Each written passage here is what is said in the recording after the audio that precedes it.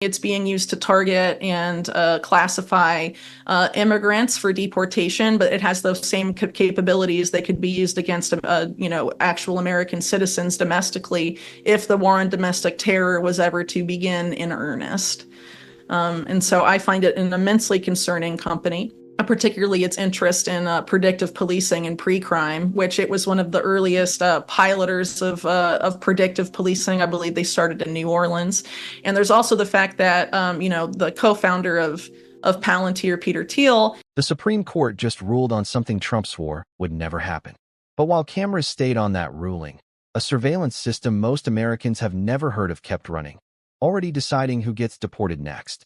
The Supreme Court ruled today that birthright citizenship is constitutionally protected. 6 justices upheld the 14th Amendment. Trump called it too bad. But while that ruling was being handed down, the infrastructure Whitney Webb has been documenting for years continued operating. Palantir, which Webb explains was built to privatize the most Orwellian mass surveillance program the Bush administration ever proposed, is already being used to classify and target immigrants for deportation. Webb told Glenn Beck exactly how that system was built, what it is capable of, and why the immigration use case is not the end point, but the entry point. Here is today's ruling, and here is what Webb said about the system running behind it. Before the interview, here is the specific argument Webb makes about how systems like Palantir get expanded and why immigration is always where they start. Webb documents a concept she calls the problem reaction solution model, drawn from what she describes as Operation Gladio, a documented Cold War program in which intelligence agencies funded terror attacks against European civilians, framed as left-wing terrorism, to create enough fear that populations would voluntarily give up their liberty for a feeling of safety. Her argument is that every expansion of domestic surveillance in the United States has followed the same structure. A threat is created or amplified, the public demands action, and the solution implemented is the one the security apparatus wanted all along. She connects this directly to Palantir. When there was a spate of mass shootings in 2019, the Trump administration's Attorney General created the legal infrastructure for pre-crime in the United States through a program called D. Jared Kushner and Ivanka Trump lobbied for an AI system that would scan American social media posts for what they called early warning signs of neuropsychiatric violence. That system was not implemented, but the legal infrastructure was created, and Palantir, which Webb documents was built specifically to privatize the Total Information Awareness Program that caused public outrage when announced post-9/11, is now embedded in the IRS, the Treasury, HHS, the CDC, DHS, and ICE, and it already classifies immigrants. The question Webb raises is simple. What happens when the next triggering event makes domestic classification politically viable? Wall Street Journal, June 30, 2026. The decision delivers a rebuke to the president on a signature policy. Trump declared no constitutional amendment was necessary, but Roberts' opinion makes clear it would be. BBC News, June 30, 2026. The ruling slams the door on Trump's efforts, with little the president can do to reverse it. AP News, June 30, 2026, quoting a Venezuelan asylum seeker plaintiff. There was uncertainty and fear, she said. If my son wasn't from here, then where would he be from? Today's ruling protects constitutional citizenship at birth. It does not address what happens to people once they are inside the United States, and inside the database that Webb documents is already classifying immigrants for deportation. This video covers the second half of Webb's Beck interview, how Palantir was built, who funded it, its CIA origins, its pre-crime capabilities, and why she says its current use against immigrants shares the same architecture that could one day turn against any American labeled subversive.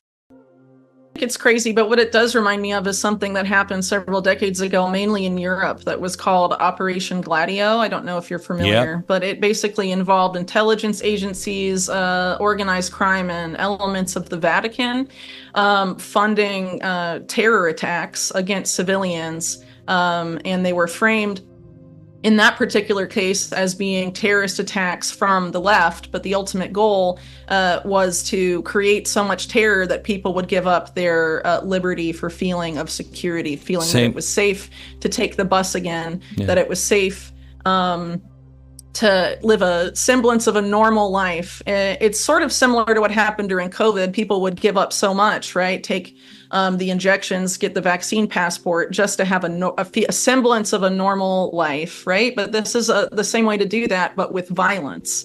And who ultimately wins at the end of the day, I think, is what we should be asking here. And we need to keep in mind, too, that particularly in the United States, every president since September 11th has opted to expand the so-called war on domestic terror. Mm-hmm. And, you'll have a Democrat president in, and they'll weaponize it against the right, and vice versa.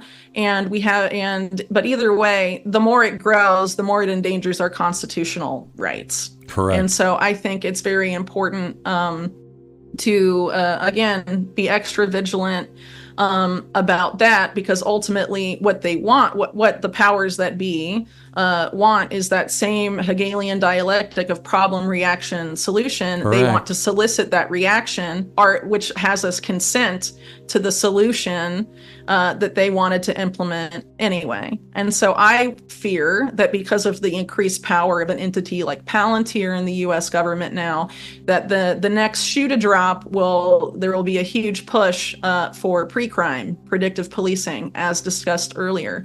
And Trump nearly fell for that trap in 2019 when there was a spate of mass shootings. So William Barr, who was then Attorney General, it got barely any media coverage, but he created the legal infrastructure for pre-crime in the United States through a program called DEEP. DEEP is an acronym. I forget exactly what it stands for, but it's like deterring. It's something about deterrence through early detection or something like that.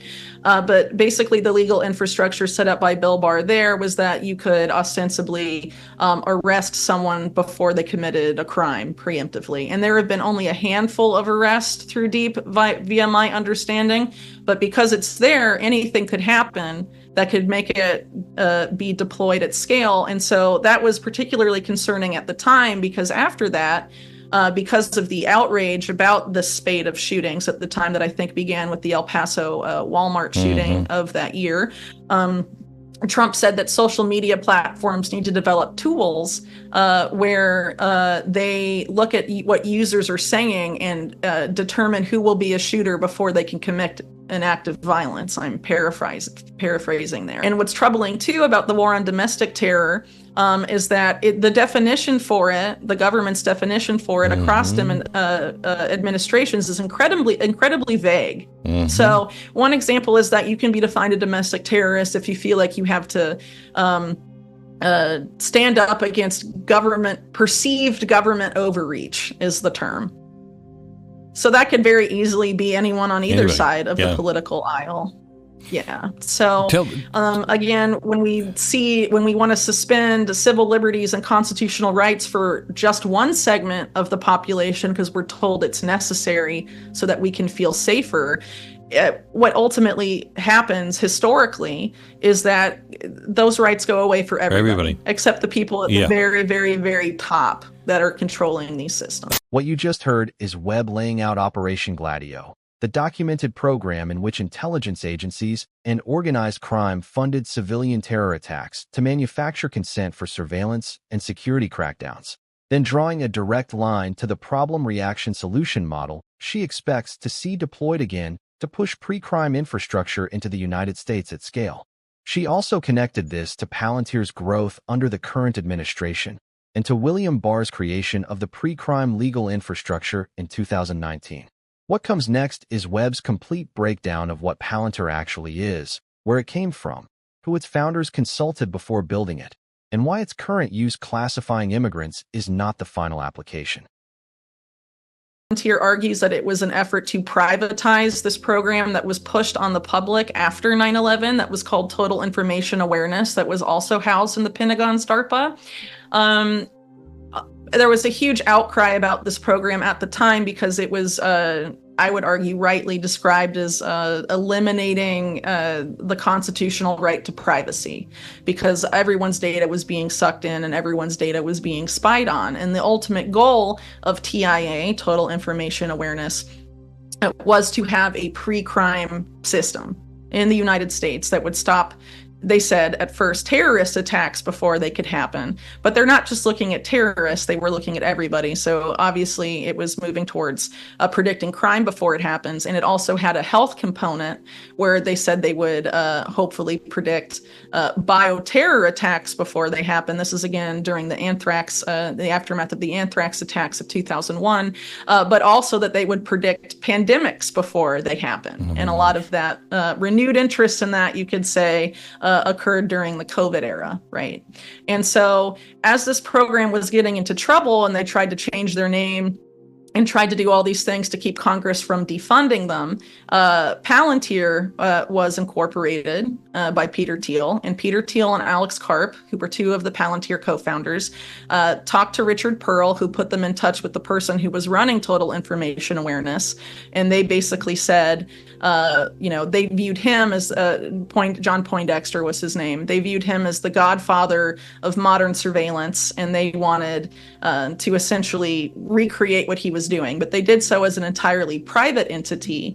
And in doing so, because the government wasn't directly involved, a lot of the outcry just dissipated. And the earliest funders of Palantir were Thiel himself, but also the CIA's In-Q-Tel. And the CIA was Palantir's first client and was their only client, I believe, for their first 5 or 6 years as a company. Alex Karp has said the CIA was always the intended client of Palantir. You had Palantir engineers going to CIA headquarters every 2 weeks, having them tweak their product. It appears to be, I would argue, a CIA front company. And the CIA, particularly its chief information officer at the time, a fellow named Alan Wade, had also been one of the biggest cheerleaders of Total Information Awareness.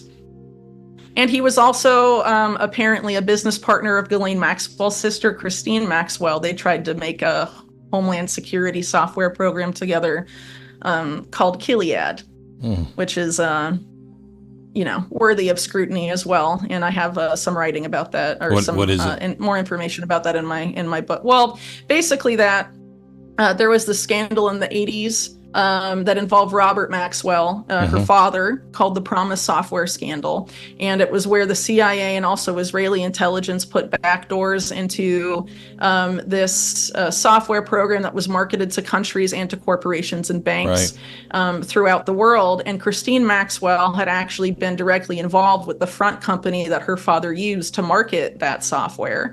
And then actively after his death in 1991 said that she and her sister, her twin sister, also Ghislaine's sister, were trying to rebuild their father's legacy. And so they created this tech company that became one of the early search engines, but they developed a very close working relationship with Bill Gates and Microsoft, which is probably how Bill Gates actually met Jeffrey Epstein many decades before they officially met, and there's other attestations to that as well. But basically, the software that she created with Wade, Gilead, was a proto-Palantir, and the Promise software was actually very similar to Palantir as well. But the software had been stolen from a fellow named Bill Hamilton and his company Inslaw Inc. And so the Hamiltons had been suing the U.S. government to try and get payments restored to them for the use of their software, but it was stolen illicitly. And so by turning it, sort of laundering it into these different companies, they were able to avoid ever paying the Hamiltons any money for the software that they essentially stole. And so anyway, I don't want to get too off the topic of Palantir, but these are the characters that essentially created it, and it labels people as, there's a label, you can label someone as a subversive in the Palantir system, and it collects essentially everything about you. And so currently it's being used to target and classify immigrants for deportation, but it has those same capabilities. They could be used against, actual American citizens domestically if the war on domestic terror was ever to begin in earnest. And so I find it an immensely concerning company, particularly its interest in predictive policing and pre-crime, which it was one of the earliest piloters of predictive policing. I believe they started in New Orleans. And there's also the fact that, the co-founder of of Palantir, Peter Thiel, was relatively dishonest, I would argue, about his meetings with Jeffrey Epstein. He was trying to get, he was involved in funding a company that also has pre-crime capabilities that was championed by Ehud Barak and Epstein. Epstein put a lot of money into it. It's called Carbine. And there were newly released emails showed that they were all sort of talking to each other about Thiel investing directly in Carbine, and Thiel invested. I think one of his venture capital firms received a significant amount of money from Epstein, and he had not been very upfront. The Supreme Court said today that every child born on American soil has the right to have rights, in Roberts' exact language. 6 justices upheld that promise. But Palantir, the company Webb documents, was built by Peter Thiel and Alex Karp specifically to privatize the Total Information Awareness Program after Congress threatened to defund it. Funded from the start by the CIA's In-Q-Tel, is already classifying people. Currently, it targets immigrants. Webb documents that it also labels people as subversives, that it has pre-crime capabilities piloted first in New Orleans, and that the legal infrastructure for pre-crime already exists, waiting for a large enough triggering event to be activated at scale. Today, the court kept one promise. Read the full ruling in the Wall Street Journal, AP, and BBC linked below. Subscribe, and we will keep tracking what Palantir and the pre-crime infrastructure are doing while the constitutional debate gets all the attention.